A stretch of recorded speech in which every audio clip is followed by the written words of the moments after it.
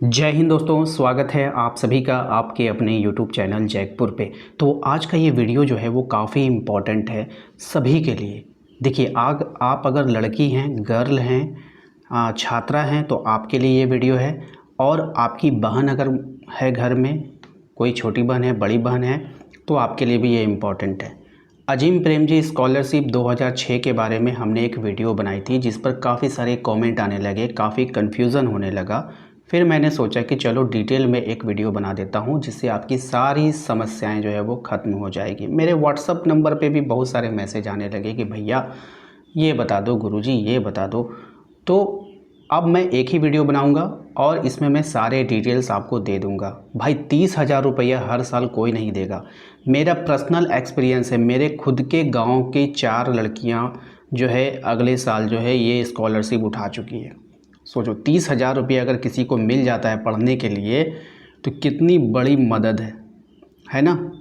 तो भाई इस फॉर्म को छोड़ना नहीं है, ठीक है, और ना ही अपनी बहनों से छुड़वाना है। सबको फॉर्म फिलअप करना है। लगभग पिछले साल का रिकॉर्ड मैं बता देता हूँ, 70,000 फॉर्म भरे गए थे। कितने फॉर्म भरे गए थे झारखंड में? सिर्फ 70,000। और उसमें से 15,000 साढ़े 15,000 बच्चों को ये पैसा मिला था। तो अगर आपका नाम आ गया तो क्या ख़राब है भाई। कोई फ़ीस भी नहीं लग रहा, 40-50 रुपया लेंगे भरने वाले, जा कर के भर देना है फॉर्म को, ठीक है। 10 तारीख से जो है फॉर्म आपका स्टार्ट हो जाएगा भरना, 31 तारीख तक ये फॉर्म भरा जाएगा। और इसमें जो पूरी जानकारी है वो हम आपको इस वीडियो के माध्यम से देना चाहते हैं।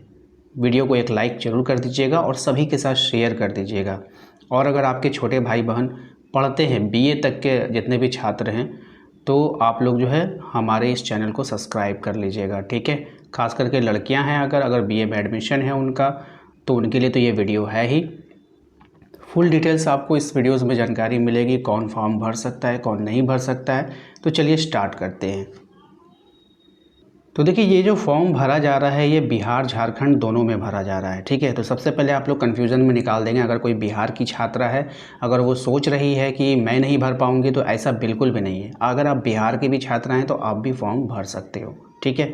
लेकिन फ़िलहाल ये जो निर्देश आया था ये झारखंड सरकार की तरफ से ही आया था, तो इसलिए मैं स्पेशल वीडियोज़ बना रहा हूँ, ठीक है। लेकिन बिहार वाले भी फॉर्म भर सकते हैं। अब यहाँ पर देखेंगे अजीम प्रेमजी स्कॉलरशिप 2026, ठीक है।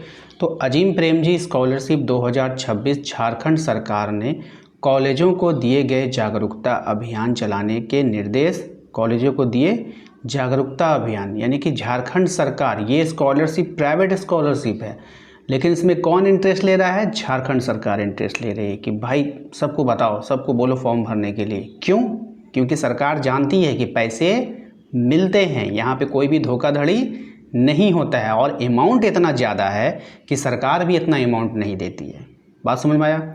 छात्राओं को हर वर्ष मिलेंगे 30,000 रुपये, जब तक वो ग्रेजुएशन में रहेगी तब तक मिलेगा।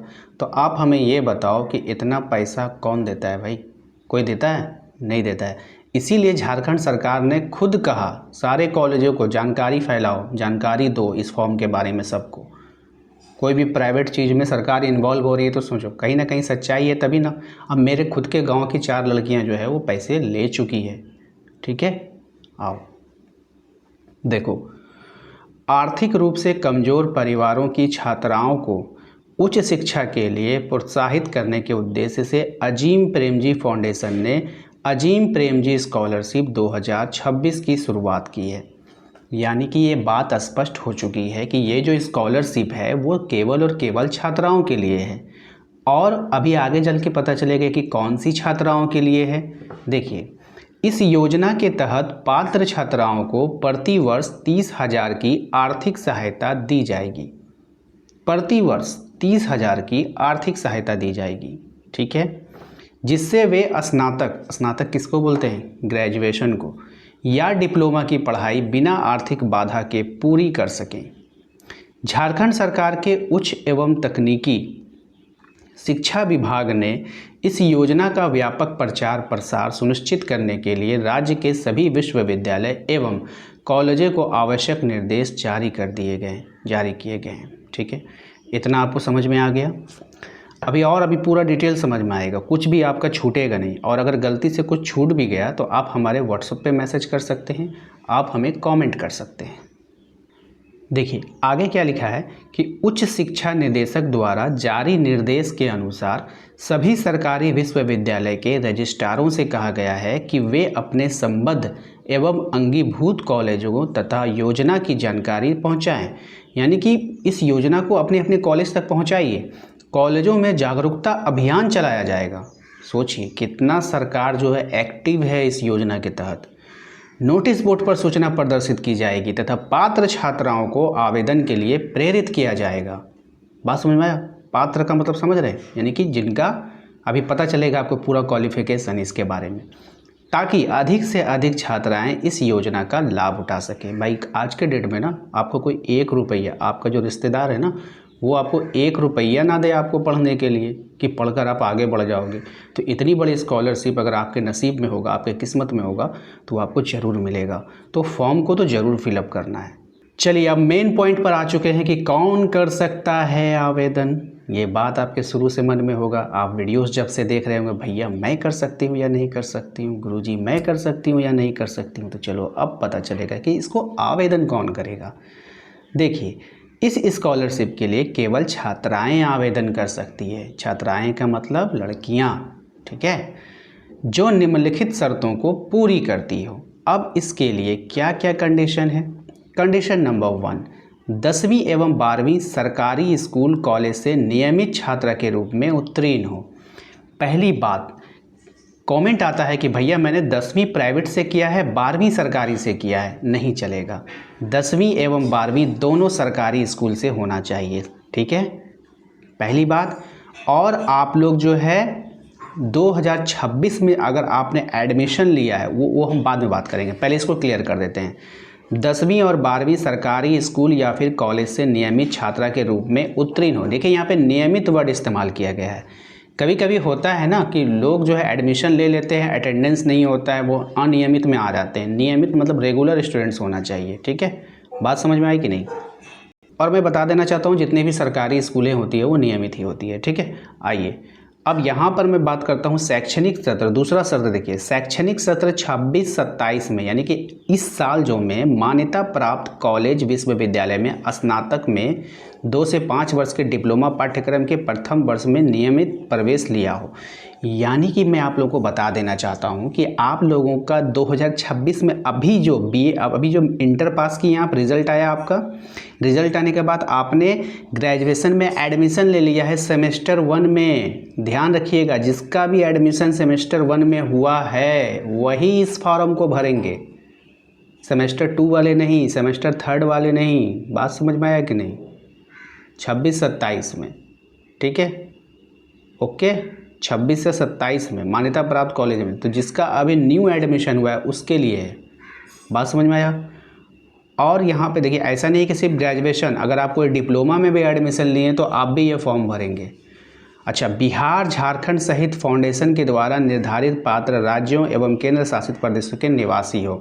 यानी या तो आप बिहार के निवासी हो या आप झारखंड सहित फाउंडेशन द्वारा, जो इसके वेबसाइट पर पता चलेगा कि कौन कौन से राज्य यहाँ पे भर सकते हैं, ठीक है। और देखिए मैंने जो शुरुआत में आंकड़ा आपको दिया था कि 15,000 लोगों को मिला था, वो सिर्फ झारखंड का था। ऐसा नहीं कि झारखंड बिहार दोनों मिला करके, सिर्फ झारखंड के बच्चों को पिछले साल। और इस साल कहा गया है कि ज़्यादा से ज़्यादा मिलेगा। हो सकता है कि 20,000, 22,000, 30,000 बच्चों को भी वो पैसे दे सकते हैं, ठीक है। अब उसके बाद आवेदन कैसे करना है, ठीक है। आवेदन केवल ऑनलाइन माध्यम से स्वीकार किए जाएंगे। इच्छुक छात्राएं पहले अपना पंजीकरण करें और सभी आवश्यक दस्तावेज अपलोड करके आवेदन को पूरा कर लेना है, ठीक है। तो ये रहा इसके बाद यहाँ पर देखते हैं क्या है पूरा डिटेल। अब उसका जो ऑफिशियल वेबसाइट है वो है अजीम प्रेमजी फाउंडेशन स्कॉलरशिप। अब यहाँ पे देखेंगे कि पिछले वर्ष झारखंड की हज़ारों छात्राओं को इस योजना का लाभ मिला था। हम बताएं ना 15,000 लगभग मिला था।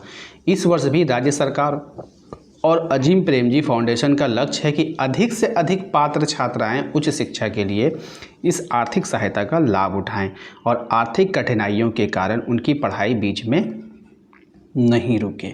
बात समझ में आई। और कुछ इम्पोर्टेंट बात है जो आपको जाननी आवश्यक है। अब आप लोगों के मन में आ रहा होगा कि बताइए कि क्या क्या डॉक्यूमेंट लगेगा, क्या क्या दस्तावेज लगेंगे। तो देखिए डेट तो सबसे पहले आप लोग को डेट पता है कि 31 से पहले आप लोगों को आवेदन कर देना है। 10 तारीख से जो है आवेदन शुरू होगा, 10 अगस्त से। अब दस्तावेज के बारे में बात करेंगे। दस्तावेज में आपको आधार कार्ड लेके जाना है, ठीक है, अपना आधार कार्ड रख लीजिएगा।